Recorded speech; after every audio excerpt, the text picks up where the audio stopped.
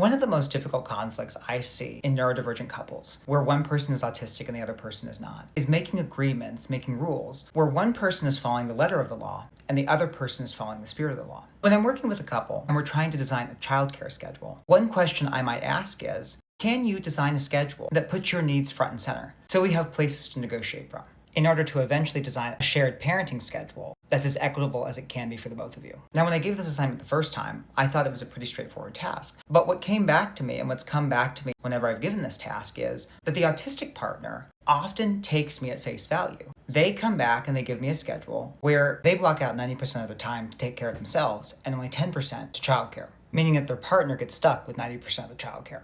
Now, again, this is a starting point, so that's not problematic. I actually really appreciate that because it tells me in their ideal world, if they were focused mostly on themselves in terms of thriving, it gives us a starting place. I give the same assignment to someone who doesn't have autism, and what I've gotten back is a schedule that still is very much balanced. They split the duties 50-50, and they've zoomed ahead to the end product because they're thinking about complying with the eventual spirit of the law, not what I asked them to do explicitly. And they do this because with a non-autistic partner, if they put anything not close to 50-50, they'd be called a jerk.